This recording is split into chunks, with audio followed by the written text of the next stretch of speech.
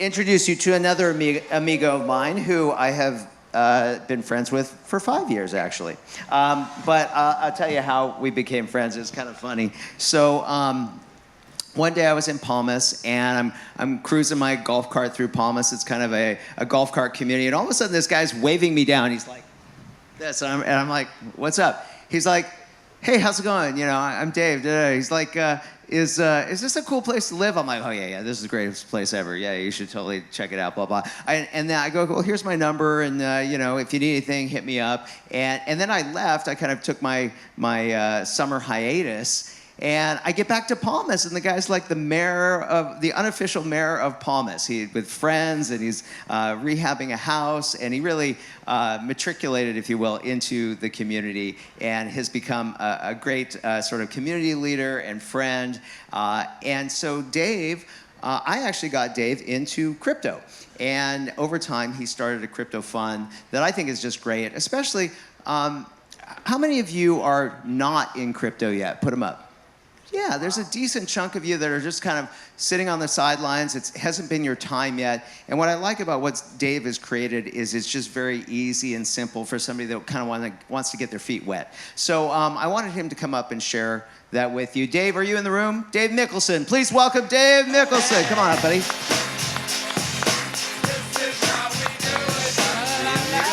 How are you, buddy?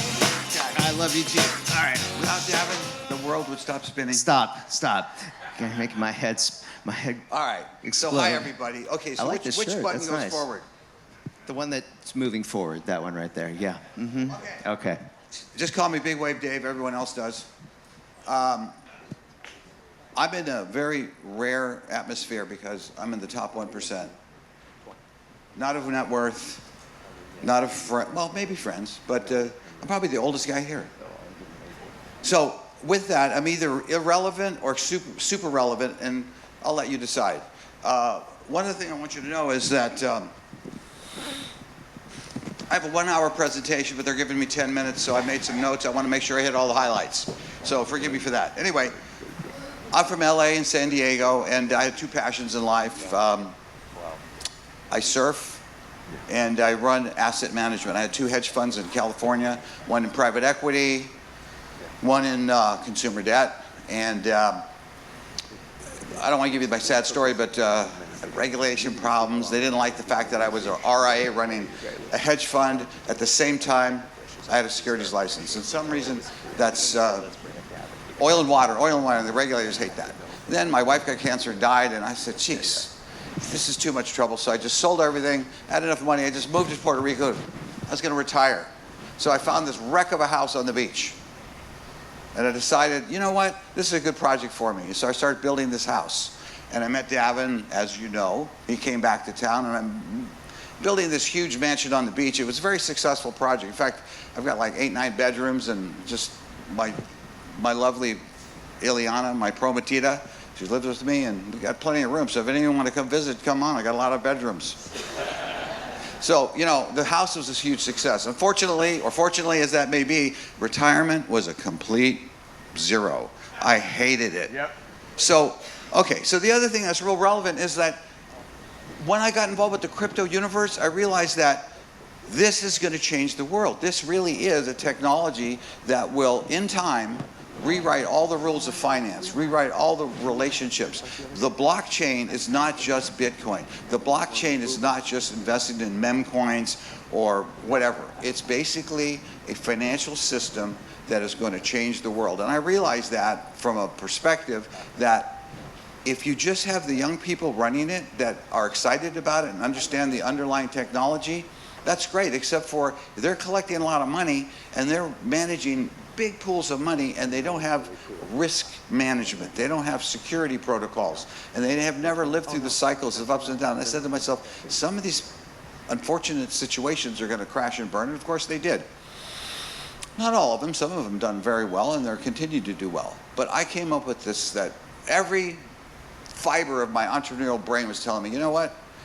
The resolution here is to create a fund with mature management, with outstanding investment professionals that are obviously a generation younger that really understand the techniques and the underlying technologies. And basically, be a landing spot, a step into the new world for people that otherwise wouldn't feel comfortable doing it. So with friends, I established Chexham Capital Management.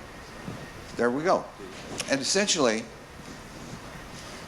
we have the outlook of having like a mutual fund that covers all areas that are relevant and growth oriented in the digital asset space. So it's not just coins, it's the projects, it's the infrastructure, it's the things that are going to make the world change. And we want to be a part of that. And we want to invite people to look us over and possibly join us, because the idea is that this is really the new world that we're entering.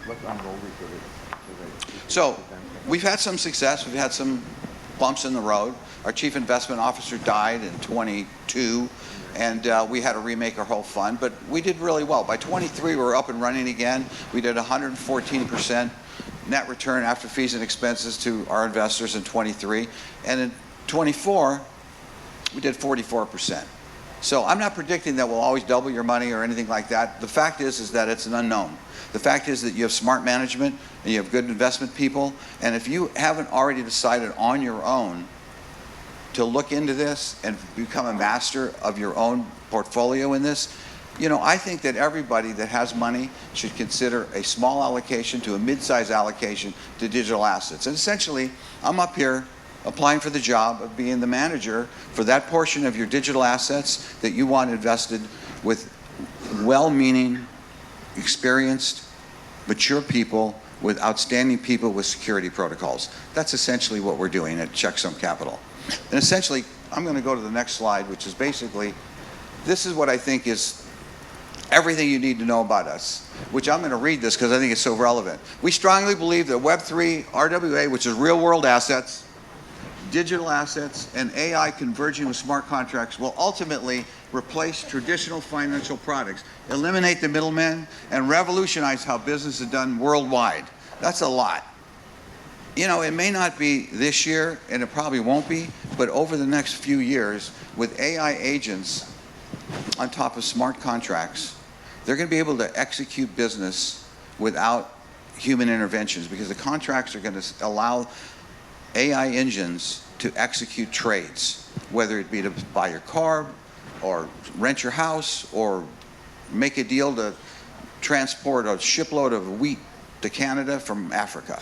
So the point being, with that being the case, it's going to disintermediate all the financial intermediaries that are now taking rent, whether it be banks, 1031 exchange companies, whether it be lenders, whether it be all sorts of financial intermediaries are going to get crushed down by the fact that AI contracts are going to run all these transactions on the blockchain, because the blockchain is immutable, it's got an audit trail, and it's an agreement among nodes all over the world that is a real transaction.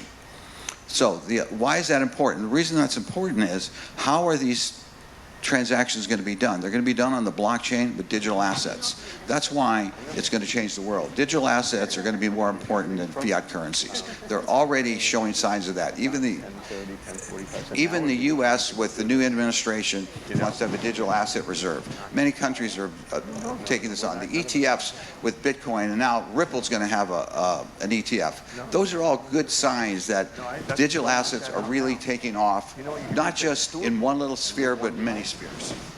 Okay. So I hit all my points. Here we go. There's one other fact that I want to point out. You know, a lot of people talk about how incredible their plan is and how much money you're going to make. Well, I want you to know that I do not have an incredible business. I have a credible business. And I think it's important, because I don't want to oversell it. But the truth is that we're professional. We work hard. We try to do a good job. I have a chart, but I didn't have a chance to get it published up on the screen here. It's of 120 companies that have AI projects that are integrating with blockchain. And they're projects all over the world with very smart young developers who are building the infrastructure that is going to lead us to the new world of digital asset finance. Well, the point with this is that if you are talking to any one of these professionals who are representing these 120 AI blockchain projects, They'll all tell you, well, yeah, I got an incredible project. Ours is going to do this, ours is going to do this, ours is going to do that. Well, you know what? Some of them are incredible. Some of them will make gazillions of dollars. Others will fail. If you want to have a piece of it, either you figure it out on your own, or you pick a manager that's going to have their job is to sort through the winners from the losers, and we're not always going to be right. We're going to have just a higher batting average than the average person, and that's the point of having managers that you trust and you can sleep well at night. Really, I'm applying for the job because I want you to sleep at night. Okay, a couple other facts that I think are worth pointing out. We do have one potential unicorn, so we're a little bit proud of that. So 2 years ago, we invested in a mining company in West Virginia that access to tremendous amounts of power. There's a lot of companies that are accessing power at a pretty good price. Well, it's now become even more powerful than before because right now, my company that we have our biggest investment in is headed for unicorn status. We don't know if they'll get all the way to $1 billion, but we think it will. And the reason is because AI centers need all the computing power just like Bitcoin mining. And the other thing about this particular company is they have substations all over the state of West Virginia where they're doing their mining. So right now, they're only valued at $70 million. We invested at 10 and 15 million, and the bankers are saying they're going to go out at $500 to $1 billion. So I want you to know how we roll. When it hit 70 million, it became too big a percentage of our overall portfolio, which is a liquid portfolio. We said, you know what, until they go public, we can't trade in and out of it, so we put it in a side pocket. We stopped taking fees and expenses out of it. I think that's the real point, is that we don't know how much it's going to be worth. It's going to be worth 5 times more than we froze it. Maybe it'll be worth 100 times more than we froze it. But that's how we roll. We don't want to overcharge for things that we can't take money out of and we can't share it with our investors. I'll tell you one more quick story because I think I'm going to get short on time here. Anyway, they haven't given me the high sign yet. So here's a quick story that is kind of emblematic of what I think is the difference between the people you can work with. Well, that depends. Over the last few years, 2 people that are on this cruise, but I'm not going to mention who they are, came to me with their super incredible projects that they wanted our fund to invest in. Oh, yeah, I got 2 minutes. That's enough. And we vetted it out. And really, these are great projects. But I decided with my management team that, you know, there was just too much risk for our fund investors. But I liked them enough and I liked the people enough that I wanted to give them a shot. So I invested quite a bit of money of my own money. And I had a conversation with my partner. I said, you know what?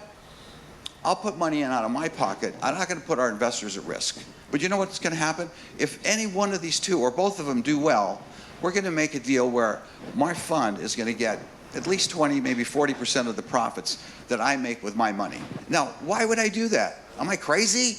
No, I think it's selfishly altruistic. Why is it selfishly altruistic? Because if I make X dollars, what if I make 80% of X dollars, but I make all my investors happy and they all think I walk on water? And they all think, you know what? He's good. We're going to bring in more investors. So my way of rolling is basically share the wealth. I don't need to make all the money. I want you to make the money too. And with that, one more point. This is my business card, which has this on the back of my business card. And, you know, it's got all the regular information, you know, name, rank, serial number on the front, but it's got my phone number. It's got my cell phone number on it. The reason that's important is I only have one phone number. Everyone who gets my card has my personal cell phone number. The last thing I want are people to call me and say things that they're unhappy with. So my goal is to have happy investors who like what we're doing, who understand what we're doing, and trust us. And with that, I hope if this is something where you are crypto curious, blockchain curious, and you want to know who to trust because you don't want to go figure it out on your own, we're a good landing spot. And with that, if some of you are interested, I'd love to talk to you. And thank you for your Beautiful. time. And Dave. thanks for being all my new friends. Big wave, Dave. Thanks, buddy.